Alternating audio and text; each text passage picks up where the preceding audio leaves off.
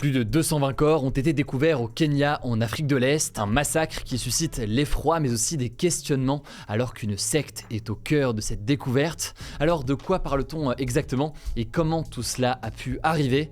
Salut, c'est Hugo, j'espère que vous allez bien. Retour à Paris de mon côté, vous l'aurez compris. Voici donc le sujet à la une des actualités du jour. Alors tout a commencé le 21 avril dernier lorsqu'une quarantaine de corps ont été découverts dans la forêt de Shakahola au sud-est du Kenya. C'est ici que se réunissait une secte dont le chef prônait le jeûne extrême pour soi-disant rencontrer Jésus.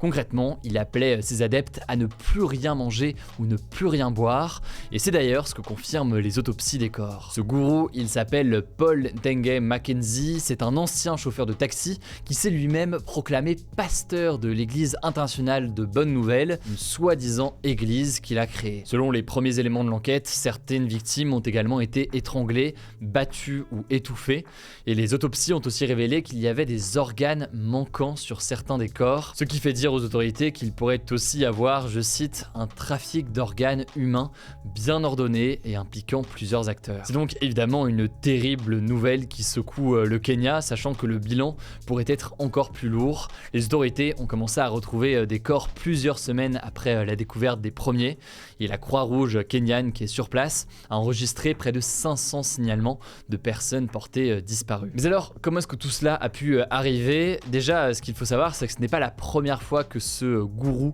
Paul Mackenzie, a affaire à la justice. Il avait déjà été arrêté en 2017 et en 2019. À cette époque, il était accusé de radicalisation parce qu'il conseillait à ses adeptes de ne pas mettre leurs enfants à l'école, car, je cite, l'éducation n'est pas reconnue dans la Bible. Et cette année, il a également été arrêté en mars dernier après la mort de deux enfants, probablement morts de faim, mais il avait été à ce moment-là libéré en échange d'une caution. Les familles des victimes veulent donc comprendre comment tout cela a pu se dérouler sans que les autorités ne le punissent ces dernières années. Pour avoir un petit peu de contexte aussi, il faut savoir que le Kenya est un pays extrêmement religieux, qui est majoritairement chrétien, mais où, au-delà de ces religions, des petites églises indépendantes, disons, se multiplient sans réel contrôle par les autorités. Selon le gouvernement du Kenya, il y a aujourd'hui près de 4000 églises différentes dans le pays, des églises au sens donc de culte, avec ici des pasteurs autoproclamés. Et le Conseil national des églises du Kenya avait déjà tenté de proposer une surveillance de ces églises indépendantes, sauf que, vous l'aurez compris, ça n'est jamais réellement allé plus loin. Alors la plupart de ces églises indépendantes se trouvent dans des zones rurales du Kenya, des zones où dans certains cas, l'accès à une éducation de qualité est plus compliqué du fait de manque de moyens ou du manque de présence sur place, ce qui peut donc forcément amener à certaines dérives. Et justement ici, donc, cette église internationale de Bonne Nouvelle est considérée par les spécialistes qui suivent le sujet comme étant véritablement une secte. Alors dans le cas précis de cette organisation, on a encore assez peu d'éléments aujourd'hui, mais il faut bien comprendre qu'une secte a toujours pour objectif de vendre un sens et des réponses à tous les questionnements de la vie. Les personnes ciblées sont souvent des personnes qui sont fragiles psychologiquement et plein donc notamment de questionnements, et donc davantage prêts à essayer de trouver une réponse comme ça toute faite. La plupart du temps, les sectes ont à leur tête un leader charismatique qui diffuse sa vision, dont l'objectif notamment d'isoler progressivement ces individus du reste de la société pour que ces individus entre guillemets ne soient que pour eux. Là en l'occurrence, le fait que ce Mackenzie ait voulu retirer un certain nombre de personnes de l'école, ça va complètement dans ce sens-là de repli sur soi et de repli sur la secte. Et l'objectif in fine derrière tout ça, le plus souvent, c'est une forme d'exploitation. Ça peut être une exploitation financière, une exploitation sexuelle ou autre. On le voit ici aussi donc avec des soupçons aujourd'hui de trafic d'organes. Et tout ça, c'est d'ailleurs ce qui fait que c'est souvent dur de sortir d'une secte, c'est l'endoctrinement qui peut être très fort, cet effet de groupe en fait au sein d'une secte qui entraîne une crainte de s'en sortir, même d'ailleurs une crainte de représailles d'une façon ou d'une autre en cas de départ. C'est là donc tout le danger et tout le caractère vicieux des sectes, et c'est pas la première fois d'ailleurs qu'une secte fait autant de morts. Aux États-Unis par exemple, en 1970, 1978, 908 membres du Temple du Peuple, dont 304 enfants, mettaient fin à leur jour.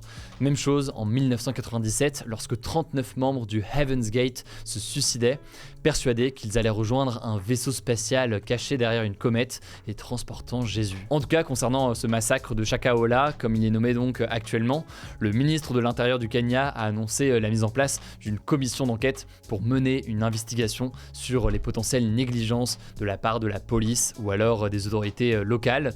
De son côté, Paul Mackenzie va être poursuivi pour terrorisme. On suivra donc ce qui ressort de la justice dans les prochains jours. En tout cas, ça me semble intéressant de faire un point sur cette question des sectes à l'occasion de cette très triste actualité. Je vous mets des liens pour en savoir plus. Je laisse la parole à Blanche pour les actualités en bref et je reviens juste après. Merci Hugo et salut tout le monde. On commence avec une première actu. Le groupe pétrolier français Total Energy tenait aujourd'hui son assemblée générale et elle a là aussi été perturbée par des militants écologistes, comme ça avait été le cas pour les entreprises BP et Shell. En fait, ce matin, plus d'une centaine de manifestants se sont rassemblés près de la salle Playel à Paris, où s'est tenue l'assemblée générale du groupe, avant d'être délogés à coups de gaz lacrymogène par la police. Concrètement, ces militants reprochent à Total ses nombreux projets en lien avec l'extraction et le transport de pétrole et de gaz qui sont jugés incompatibles avec la lutte contre le changement climatique. L'un des projets phares de Total, contre lequel se mobilisent de nombreux militants pour le climat, c'est celui de l'oléoduc EACOP qui va traverser l'Ouganda et la Tanzanie en étant en permanence chauffé à 50 degrés pour transporter du pétrole. Selon des ONG environnementales, ce projet émettra 34,3 millions de tonnes de CO2 par an, ce qui est plus que les émissions annuelles combinées de l'Ouganda et de la Tanzanie. Deuxième actu, toujours en France, un patient sur 18 attrape une infection lorsqu'il séjourne à l'hôpital, selon une enquête de Santé publique France publiée ce vendredi et menée auprès de 150 000 patients hospitalisés. Ça peut être des pneumonies par exemple ou encore des infections urinaires. Si on en parle aujourd'hui, c'est parce que ce chiffre est en augmentation alors qu'il n'avait pas augmenté depuis 2001. Il faut savoir que ces infections, qu'on appelle nosocomiales, sont responsables d'environ 4000 morts par an. Mais alors à quoi est due cette augmentation ? Eh bien elle peut s'expliquer par la pandémie de Covid, puisqu'il y a eu énormément de monde dans les hôpitaux et donc plus de risques d'attraper des infections, mais aussi par le fait que certaines bactéries finissent par devenir résistantes aux antibiotiques, et ce alors qu'un patient sur 4 est traité par antibiotiques en réanimation, un patient sur 2 dans les services de médecine ou de chirurgie. Troisième actu, 4 collégiens ont été mis en examen pour harcèlement scolaire ayant conduit au suicide après le suicide de Lindsay, une adolescente de 13 ans dans le Pas-de-Calais le 12 mai dernier. Une personne majeure a également été mise en examen pour menace de mort. En fait, l'adolescente était victime de menaces, d'intimidation et même de violences physiques depuis la rentrée 2022. Elle l'avait signalé à l'établissement, mais ça n'a visiblement pas suffi. Alors, mise en examen, concrètement, ça signifie que si la justice estime qu'il y a suffisamment de preuves contre les adolescents, eh bien il pourrait y avoir un procès et ils pourront être condamnés jusqu'à 5 ans de prison et 7 500 € d'amende. En tout cas, ce mercredi, le ministre de l'Éducation nationale, Pap Ndiaye, a annoncé qu'une formation à la santé mentale pour les personnels de la vie scolaire serait lancée dès la rentrée de septembre dans le but de détecter les états de fragilité et de difficulté des élèves. En France, 800 000 à 1 million d'élèves seraient victimes de harcèlement, soit entre 6 à 10% d'entre eux. Quatrième actu, les députés écologistes ont déposé ce vendredi une proposition de loi pour instaurer le congé menstruel indemnisé en France. Alors qu'est-ce que c'est ? Eh bien en fait c'est un congé qui permet aux personnes qui travaillent et qui souffrent de règles douloureuses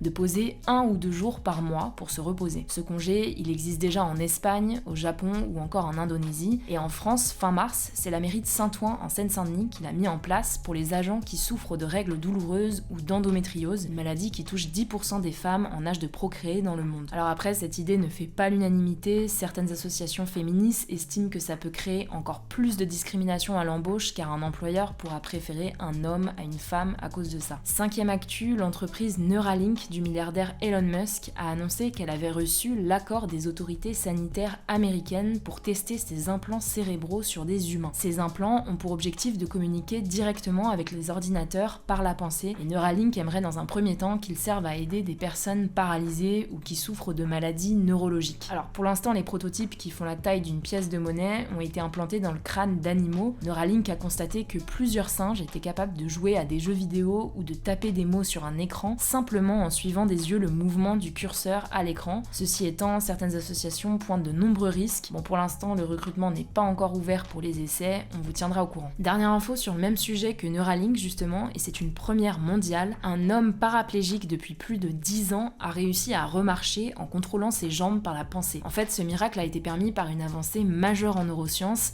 développé par une équipe de scientifiques franco-suisses. Après plus de 10 ans de recherche, ils ont réussi à développer une technologie qui permet de rétablir la communication entre le cerveau et la moelle épinière, qui est la partie du système nerveux qui se trouve dans la colonne vertébrale et qui commande de nombreux mouvements. Et donc, grâce à cette technologie qui fonctionne avec des électrodes implantées dans le cerveau et dans la moelle épinière, l'homme anciennement paralysé peut maintenant se tenir debout, se déplacer sur des terrains variés et même monter un escalier. Merci beaucoup Blanche, alors pas de débat aujourd'hui, promis, on va remettre la semaine prochaine, j'ai dit ça hier, j'en suis conscient, mais on va vraiment remettre des débats la semaine prochaine. J'espère en tout cas que ce format vous aura plu, malgré les sujets assez durs aujourd'hui. Si jamais vous voulez plus d'informations ce week-end, ça se passe directement sur Instagram, le nom du compte c'est Hugo Décrypte. Prenez soin de vous, prenez soin de nos proches, et puis on se dit du coup à très vite.